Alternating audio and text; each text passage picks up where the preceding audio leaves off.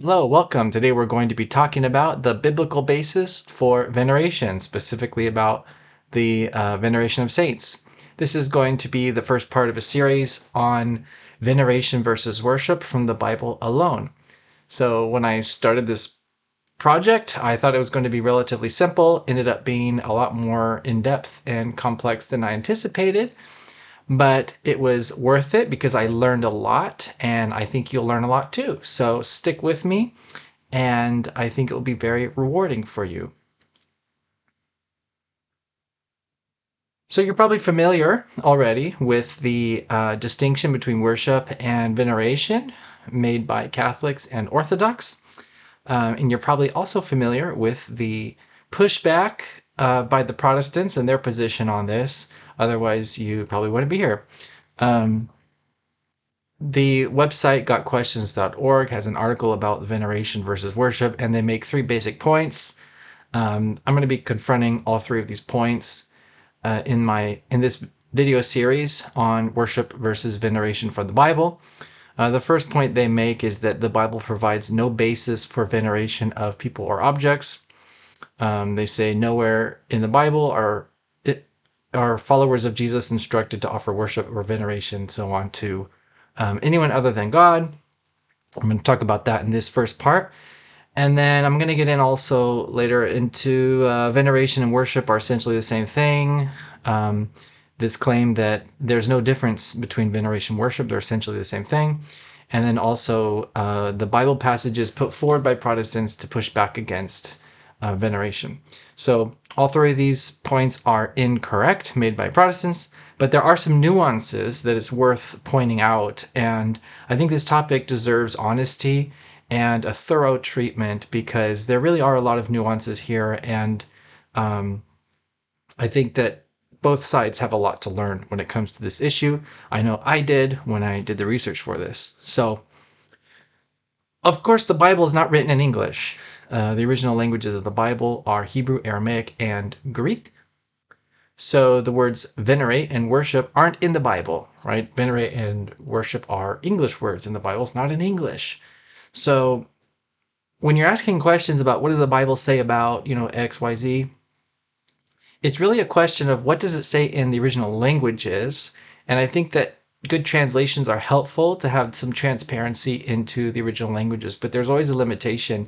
And with this particular topic, I think that there's a huge limitation, which we'll be talking about. And for this topic, I think it's very important, especially that we go back to the original Greek, the original Hebrew, and the original Aramaic of the scriptures, and really learn the meanings of those words within the cultural context of the time when the scripture was written, to get a real idea about what the Bible has to say about worship and veneration of saints.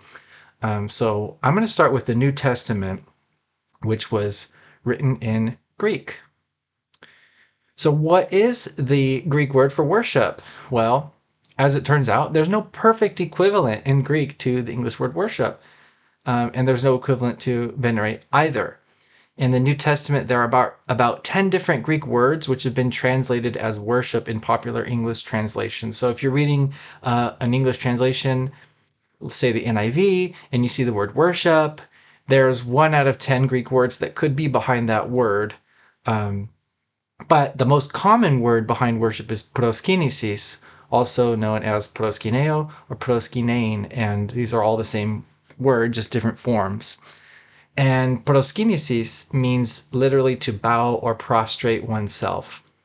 So in the King James Version, proskyneo is the Greek word behind worship 76% of the time, and in the NIV, 69% of the time. So you have a very literal translation, the KJV, and you have a dynamic translation like the NIV. It kind of sets this range, okay?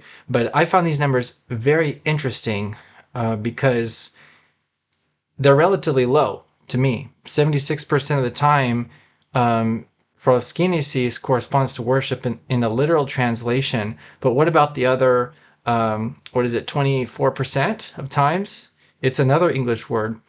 So the diversity of Greek words behind worship in English translations and the relatively low correspondence ratio of a single English word indicate the difficulty in translating the Greek accurately into English. So again, just really highlighting with these straight facts right out of the Bible, these straight facts about the percentages of correspondence between Greek and English are tipping us off to the fact that it's not that easy to translate this word. It's not as simple as, oh, worship, it says right here, worship in Greek. Like, it's not that simple. There's a translation challenge there with this word.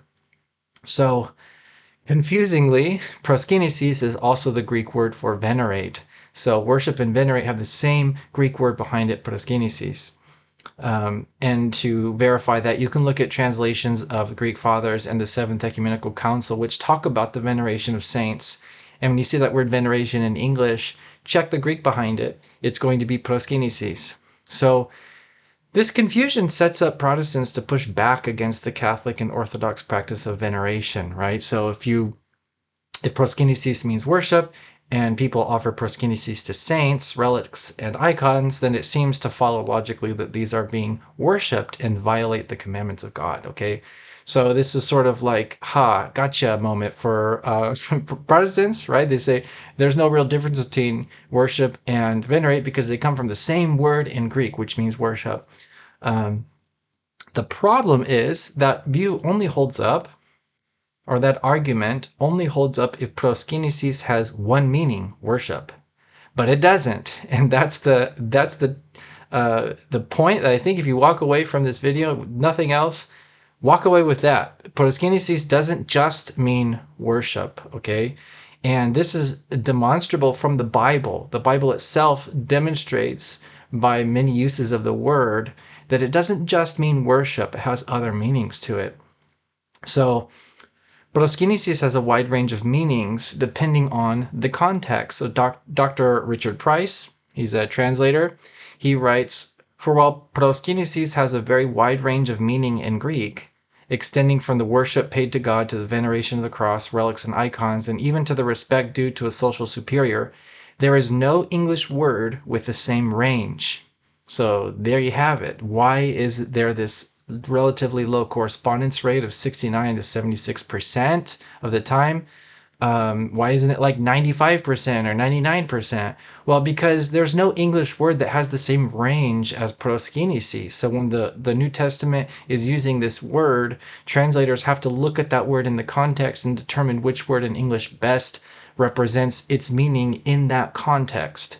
So about 69 to 76% of the time, translators feel that it means worship in English, but there's a percentage where it doesn't. So according to the lexicon, this is from BDAG, proskynesis can mean worship, do obeisance, prostrate oneself before, do reverence to, welcome respectfully. Some translations translate it as kneel before. And St. John of Damascus, in his 3 treatises on the divine images, defined 12 different types of proskynesis. So he goes through he identifies 12 different meanings or intentions of the word proskynesis.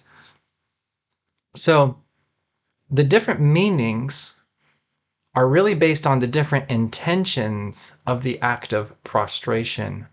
So when somebody does the physical act of prostration, their intention with that act determines that meaning. Okay, so it could be, depending on what their intentions are with that gesture, it could be worshiping, could be greeting, thanking, beseeching. The distinction is in the intention of the one doing proskynesis and what he believes about the recipient. So if he does proskynesis to a person he believes is a god, he worships, right? So he's worshiping the god. If he does proskynesis to a family member who's coming to visit him, he greets. If he does proskynesis to a king, he pays homage. So you might see these different words in the Bible with the word proskynesis behind it, and you won't know that it's from the same Greek word, but all of these intentions determine these different meanings, okay? And it's very important to note, and this is probably one of the key points in this entire video. Unlike worship in English, proskynesis is not limited to a god or divine purposes. So in the NIV, about 17% of instances of proskyneo are not translated as worship due to various meanings it has in different contexts. So sometimes it's not to a god. That's very important because in English, the word worship, at least in modern English, implies that the object is a divine being. That's what worship means in contemporary English. But that's not the case with proskynesis. It depends on the context. It can be to a god, but can also be to someone else.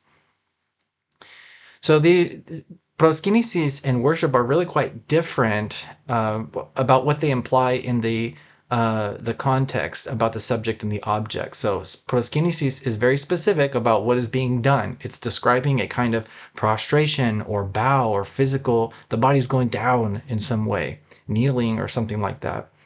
But it's not specific about who the recipient is. You could be kneeling to a god or to an angel or king or family member or whatever. So worship is very different in this, and quite opposite. Worship is not specific about what is being done. Worship can be bowing with your body. It can be singing. You can worship singing, right? You can worship by sacrificing, or serving can be described as worship. But it is specific about who the recipient is, a god or a divine being. So this is very, very different. And translators, I don't think they're careful enough with these differences, which we'll talk about translation later. But just understanding kind of the differences between these words to really get down to that Greek and understand what it means in the Bible is very important. So the apostles would find the phrase worship song very strange because proskyneo has nothing to do with singing. Right? Worship is not singing in Greek. Worship is bowing or prostrating. On the other hand, we would find it strange to hear a phrase like, the desperate tenant worshipped his landlord to be patient with him. So he's getting down and saying, be patient with me, I'll pay you back. It would sound really strange to our ears to say that he worshipped, but doesn't sound that strange in Greek. So the diverse meanings of proskynesis are often lost in English Bible translations by compounding their meanings into one English word, worship. So you have all these different beseeching, greeting, honoring, whatever, and they're just sort of smashed together into one word, worship, and it's translated worship, worship, worship, worship, and you lose this diverse spectrum of meanings that it could have. And you just don't see that in English. And one example is in Matthew 8:2 with the story of Jesus healing the leper. And in the New King James Version, it says, and behold, a leper came and worshipped him, saying, Lord, if you are willing, you can make me clean. However, the meaning of proskynesis in this context is not to offer religious worship, but to implore Jesus for healing. So think about the context of this. It's proskynesis, which could mean a range of things. He goes before Jesus, he falls down doing proskynesis, and he says, if you're willing, heal me. Okay, what is he doing? Is he saying like, oh, I worship you? Okay, now heal me. No, it's really silly image if that's what's going on. And the modern translators are picking up on this nuance and translating it as something different, trying to be respectful of this context. So for example, the ESV says, and behold, a leper came to him and knelt before him, saying, Lord, if you will, you can make me clean. And that makes much more sense. So the leper comes up to him, gets on his knees and says, Lord, make me clean.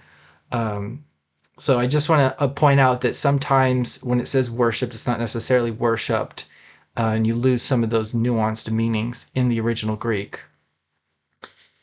And what's worse is many English translations cover up that proskynesis can mean something other than worship. So I'm not going to say that this is intentional. This could just be intuitive. But for sure, it is something that's happening. For example, in the NKJV, I keep picking on it. I love the NKJV, but I'm picking on it today. Proskynesis, when it's done to Jesus, is always translated as worship. But when it's done to someone else, it's translated as fall down before. Okay, even though it's the same word in Greek. So here's an example. Again, Matthew 8:2 with the leper. When the leper comes to Jesus and he does his obeisance, his proskynesis, and he's falling down before Jesus, asking for healing, the word is worshipped in the NKJV. But when it's a servant before his master, and this is from the parable of the unforgiving servant, Matthew chapter 18, verse 26, when it's the servant to his master who's not a god, it's the same exact word in the same exact contents. He's imploring his master for something. Now it's fell down before, okay, because it's not Jesus this time. But in Greek, it's the same word and it's the same meaning. He's falling down with his body, imploring someone. And this is something you just got to watch out for before you say that, okay, the Bible doesn't have anything to say about veneration. Well, the Greek word for veneration, is there, but is it being translated accurately, right? That's what we're asking. So this is why it's important to read the text in the original languages, because English does lose a lot of nuances, and there's a lot of room for some of these biases, whether intentional or not, to slip into the text. So let's take a look at some examples of proskynesis to creatures in the New Testament. So of course the Bible commands not to offer proskynesis to other gods. That's obvious. It goes without saying. However, nowhere in the Bible is it commanded to do proskynesis to God alone. This is very important. Okay, it might sound very scandalous, but I'm just the messenger. Don't shoot me.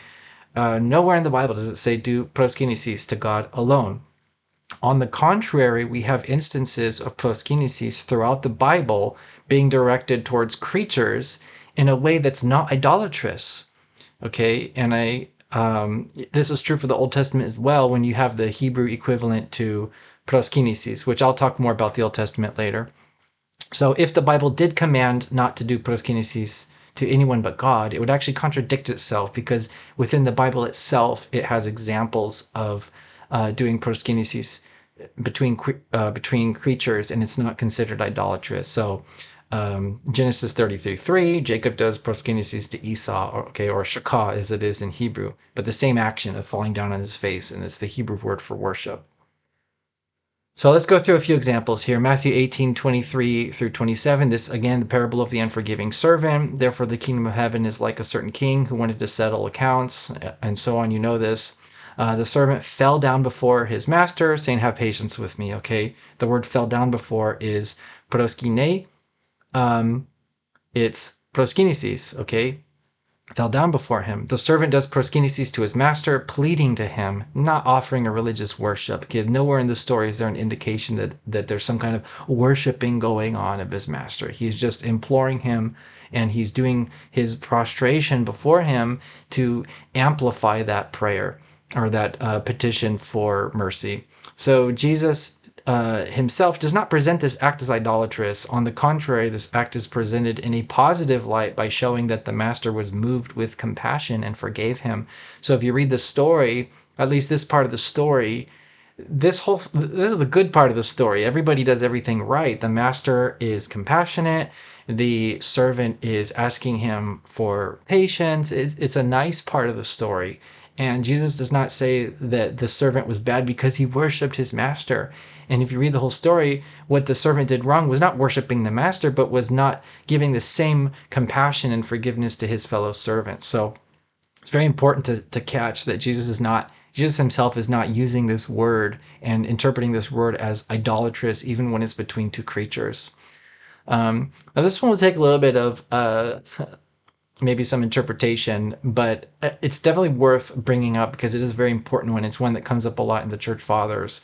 So Hebrews 11:21, Jacob does proskynesis to Joseph, okay? And I'm going to quote from the Orthodox New Testament. That's the ONT, because they have a very literal translation here, and I want to point out something. So by faith, Jacob, when he was dying, blessed each of the sons of Joseph and did reverence upon the top of his staff. So the word "did reverence" here is, again, proskynesis. Now, if you look at the Greek underneath it, it says exactly that. It says, prosekynisen epito akron tis rabdu avtu, okay? However, if you read that in the New King James Version, or, I think a lot of popular translations do this, they slip in a word there, leaning, okay? And the word leaning is not there. By the way, this is a direct quote from the Septuagint in Genesis 47:31, which says the exact same thing word for word. But this word leaning is slipped in because the translators are interpreting this passage in a very specific way, and they want you to share that interpretation. So I don't think that they're necessarily trying to add to the scripture or something. I'm going to give them the benefit of the doubt. I think that they're just trying to clarify what they think the passage says. But what I want to emphasize is the word leaning is not in the Greek, neither is in worship, okay? It just simply says that he bowed. Jacob bowed upon the top of his staff. And the interpretation that they add leaning for is they want you to think that he's old, he's in his bed or by his bed, he has his staff, he's bowing in worship, worshiping God. Okay, that's something like that what they're trying to say. Um, but the text doesn't say anything about him worshiping God or leaning on his staff, nothing like that. It just says that he bowed on the staff. And without any interpolations into the text, you have a translation like that from the Lexham English Septuagint, which says, bowed upon the top of his staff, which is a very literal translation. By the way, the New King James Version and NASB and KJV are all at least honest, and they italicize the word leaning to let you know that they're adding that with some interpretive license to it, kind of trying to help you understand what they think it means. But they're letting you know that that word is not backed by a Greek word. So you can check yourself. The word leaning, it's italicized, not in the text. The question now we kind of know what it says, is what did the early church interpret about this passage? And the early church actually interpreted this passage to be Jacob bowing to Joseph or Joseph's staff, not worshiping God. So St. John Chrysostom, the father of biblical commentaries, in his homilies on Hebrews, says, and he bowed himself upon the top of his staff. That is, even though he was now an old man, he bowed himself to Joseph, showing the obeisance of the whole people, which was to be directed to him. So the context of Hebrews chapter 11 is it's quoting different stories, referring to different stories from the Old Testament that are demonstrations of faith. And St. John Chrysostom is interpreting this act of Jacob as an act of faith because he has faith in the fulfillment of Joseph's prophetic dreams. And if you remember his dreams, he has dreams of his brothers and the rulers bowing down to him. So Jacob is now bowing to Joseph as an act of faith that God will fulfill his promises to Joseph. It's a beautiful translation, and it makes a lot of sense in the context of Hebrews 11, which is about faith. Okay. It can also be, in this Proskynesis, can be some thankfulness, because if you read the story, Jacob asks Joseph, he says, I want you to bury me with my fathers, swear to me that you'll do it. And Joseph says, I swear it, and then he bows. So it could be a kind of like, thank you for doing this to me, because it meant a lot to him. And just a side note for fun, the Vulgate uses the pronoun eius, which means his, not the pronoun suai, which also means his, but the difference is suai is like his own, and eius is his, as in a second person. So the Vulgate is interpreting this as Joseph's, not Jacob's staff. So that's also interesting to see that in the 4th century, St. Jerome was interpreting Joseph to be the recipient of the Proskynesis, not just a randomly starts worshiping God in the middle of this conversation. The next one, Proskynesis to creatures in the New Testament, is in Revelation 3:9. This is the message to the church in Philadelphia. It says, I will make those of the synagogue of Satan who say that they are Jews and are not, but lie. Behold, I will make them come and bow down before your feet, and they will learn that I have loved you. Can you guess what word is behind bow down in Greek? It's proskynesis.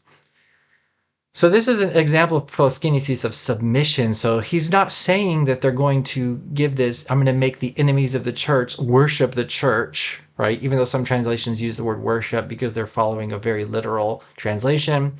That's not, God would never command somebody to commit idolatry. So the fact that he says, I will make them do proskynesis to you, it can't be idolatry, because God would never command somebody to commit idolatry. So it has to have a different meaning in this context. And I think submission is probably a good one, that he's going to take these enemies who used to struggle against the church, now submit to it. So next one.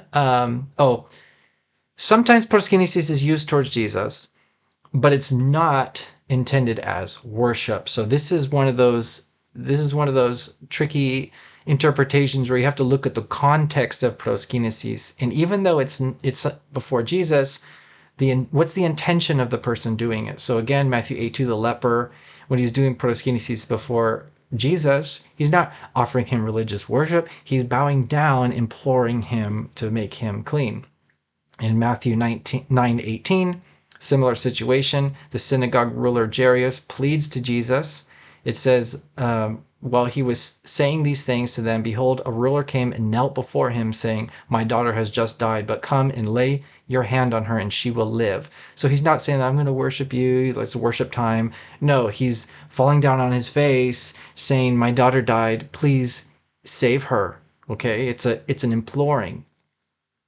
Similar situation, Matthew 8:15-25. The Canaanite woman pleads to Jesus to have her daughter healed from demon possession, but she came and knelt before him, saying, Lord, help me, doing proskynήσεις in Greek. And this one's interesting. In Matthew 20, verse 20, James and John's mother pleads to Jesus for a favor. So now there's not this dire need of proskynήσεις. Now it's invoking a favor from Jesus. It says, then the mother of the sons of Zebedee came up to him with her sons, and kneeling before him, she asked him for something. And kneel before in Greek is proskynήσεις. So now we see one of those other meanings that it can have. It can be worship, it can be submission, it can be imploring or beseeching. Now it can be asking for a favor. Sometimes proskynήσεις is described without using the word itself. So this would be a lot of times in English when you see fell down before or throws himself at his feet. It's describing the act of proskynήσεις very literally without using the word itself, but it has the same meaning and you can see it play out in the story.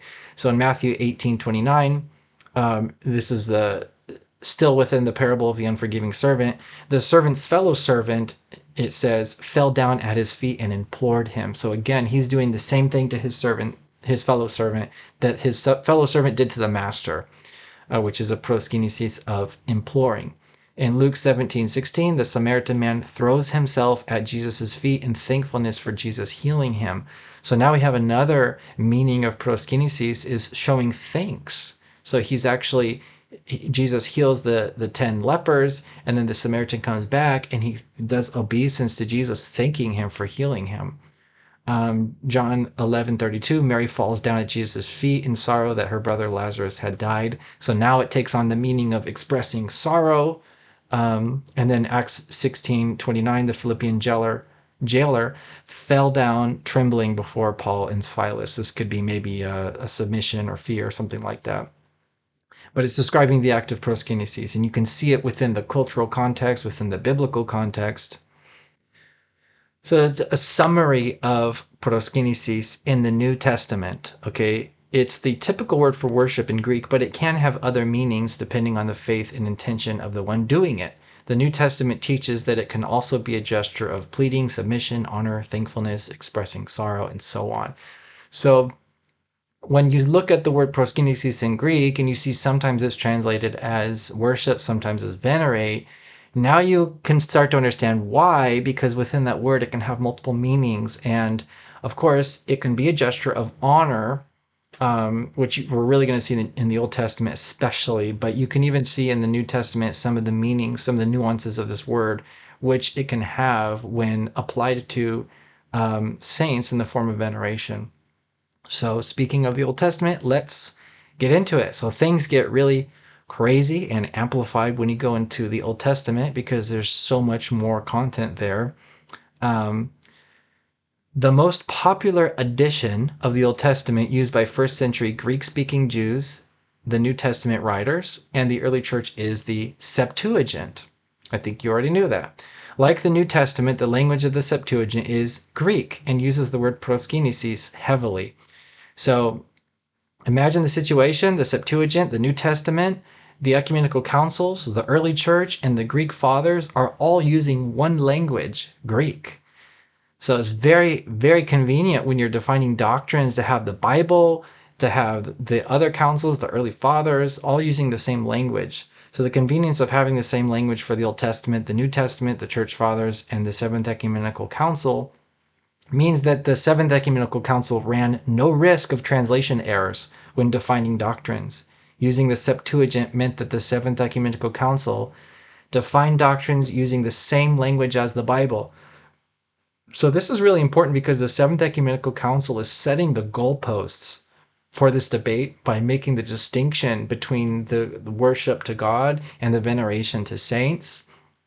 And the language that it's using is the same language as the whole Bible using the Septuagint and the New Testament, of course, and the earlier church fathers and other Greek fathers. So there's this common language that's being used here.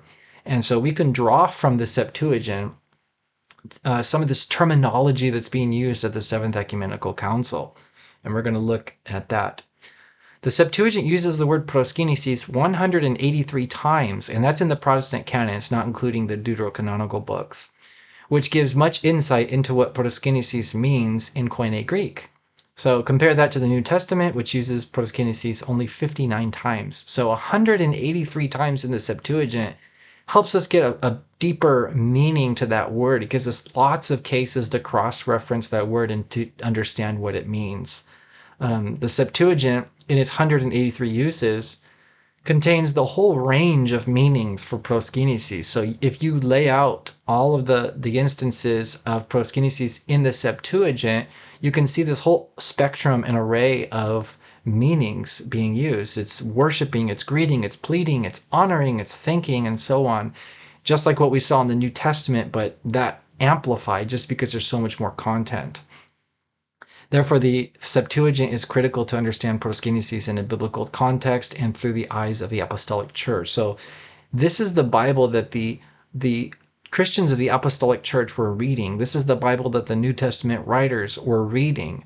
And when you read the Septuagint, you see the Old Testament through their eyes. And they're seeing this word proskynesis 183 times in their Bibles. Helps us to understand how they understood the word. So let's talk a little bit about how the Septuagint relates to the Hebrew. Even though the Septuagint is not in the original languages, which is Hebrew and Aramaic, it follows the Hebrew and Aramaic very accurately and consistently. So the Old Testament uses Hebrew and Aramaic. The Hebrew word for behind proskynesis is shakah, and the Aramaic word is sagad, or its corresponding segid. So we know that it's an accurate and consistent translation because if you compare the two texts together, you'll see that shakah or sagad is matched to a corresponding proskynesis in 96% of instances. Okay, so when there's a use of the word shakah in Hebrew, and you have that same passage in the Septuagint, there's a 96% chance that it's backed by the word proskynesis. So it's a very high correspondence ratio between these two words in the Old Testament. So compare that with the accuracy of the English word worship with proskynesis at 69 to 76%. So the Septuagint is not having the same struggle with the Hebrew word shakah as English is having with proskynesis, okay? So there's a near one-to-one meaning in the Hebrew word and the Greek word. So if you're reading, whether you're reading the Old Testament Hebrew or Greek, they mean it's the same thing, essentially, right? 96% of instances correspond to each other. So you can look at the lexicon entries and compare their meanings if you don't believe me, but I think you do because I'm not lying to you. Proskyneo, fall down, worship, reverence, do obeisance, prostrate oneself, okay? Shakah, bow down, prostrate oneself, and it specifies before a monarch or superior, in homage, etc. So again, you see that same range of meanings in the Hebrew word as well.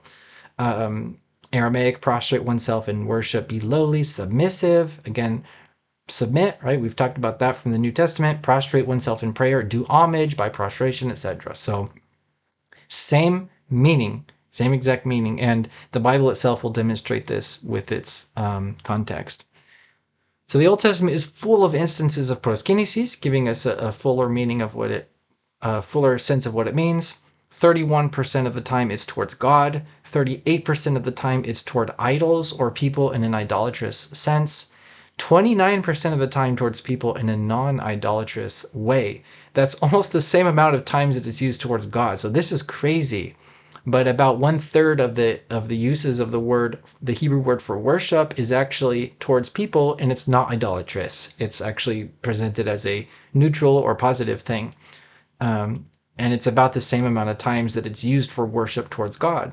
So one example, this is from 2 Kings chapter 4. And Elisha called Gehazi and said, "Call this Shunammite woman." So he called her, and when she came to him, he said, "Pick up your son." So she went in and fell at his feet and bowed to the ground. There it is. There's the Hebrew word shakah, or proskynesis in the Septuagint. Then she picked up her son and went out. So the word shakah is used here, and in the Septuagint, the word proskynesis is here. So you have one example. But the Old Testament is full of these examples, and I just have some of them on the slide here, and you're free to pause the video and read these for yourself. You can check the Septuagint, you can check your Hebrew text, interlinear, whatever you want to check to confirm it. But these are all using the Hebrew word for worship, but none of these is an example of divine worship. They have other meanings. We have meanings of greeting and welcoming. Lot greeting the angels, Jacob greeting Esau, the servants and children and Leah are greeting Esau. Moses greets Jethro, David greets Jonathan, and they're all doing this Hebrew word for worship, doing this proskynesis. We have cases of beseeching, imploring Abraham to the people. Moses tells that Pharaoh's servants will do this to him, as a beseeching him to take the Hebrews out of Egypt. David beseeches Saul by doing a prostration. Abigail beseeches David, and so on. We have cases of honor, and this one's very important for the question of veneration, because this is going to be the ones that are going to align closest with the meaning of veneration in English. Isaac blesses Jacob, telling that his brothers will bow down to him, okay, offer this proskynesis to him in honor. Joseph's brothers end up doing that in Genesis 42:6. They do it again in Genesis 43:26, and 43:28, and so on. There are other meanings as well. It can be a gesture of humility, of submission, of thankfulness, and there are lots of cases of this. It's very well known. It's not a mystery.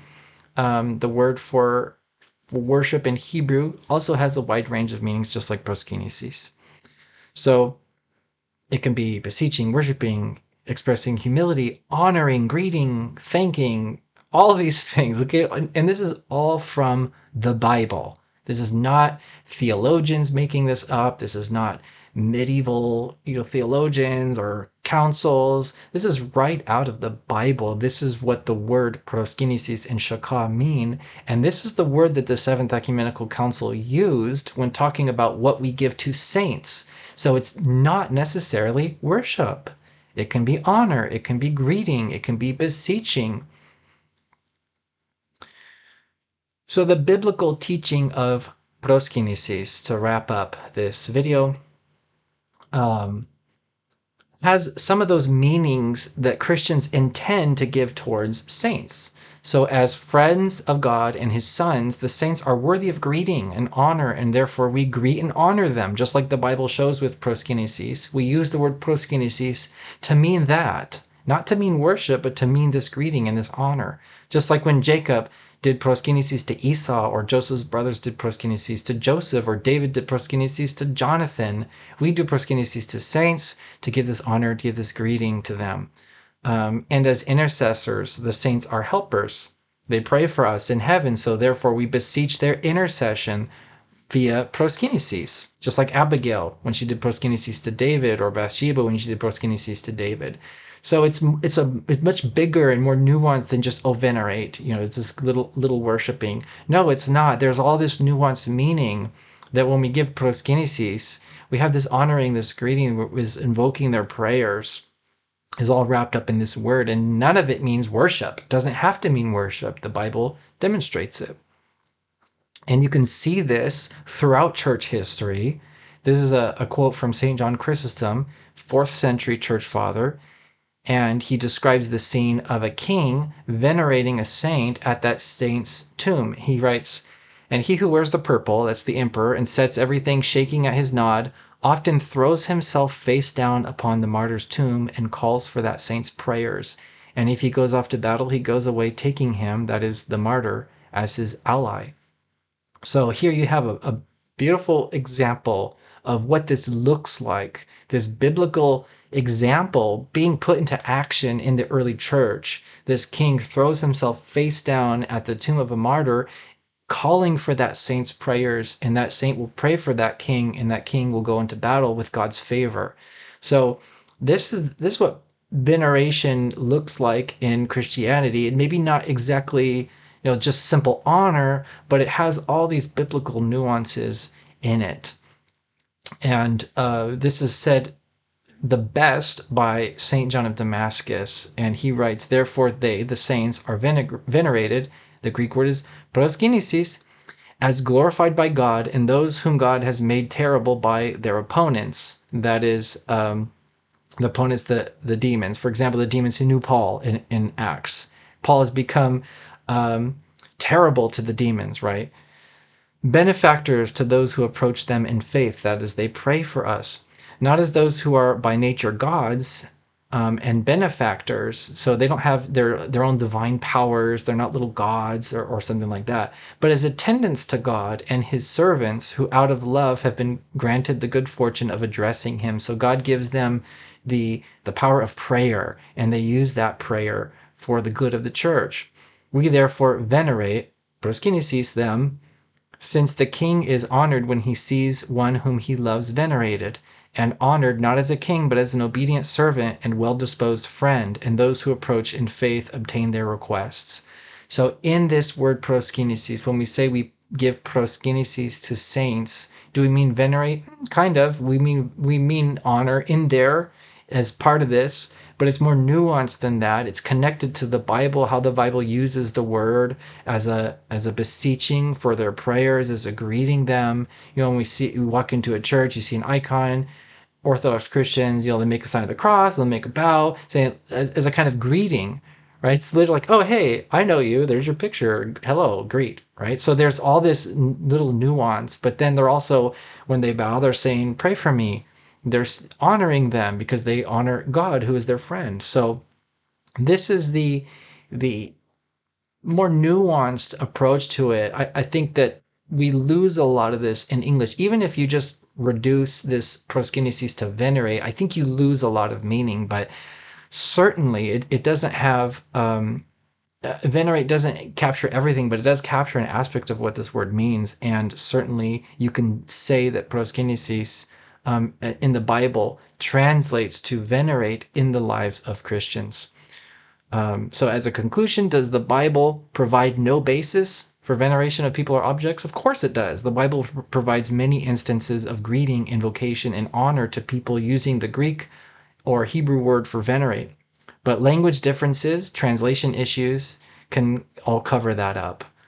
Biblical examples of timitiki proskynesis, that's the veneration of honor, demonstrate the very same intentions that Orthodox Christians have when they offer timitiki proskynesis to saints. That's greeting, invocation, honor, etc. So using the exact same word, I'm talking about the Seventh Ecumenical Council, as what the Bible uses for this kind of honorific proskynesis. They're using the exact same word with the exact same intention. So there's no way you can charge them of idolatry because it's backed up by the example of the scriptures. So that's all for now. In the next part, I will be discussing why we don't see veneration in the Bible. So please let me know what your thoughts are. If you have any questions, leave a comment, and I'll see you next time. Thanks.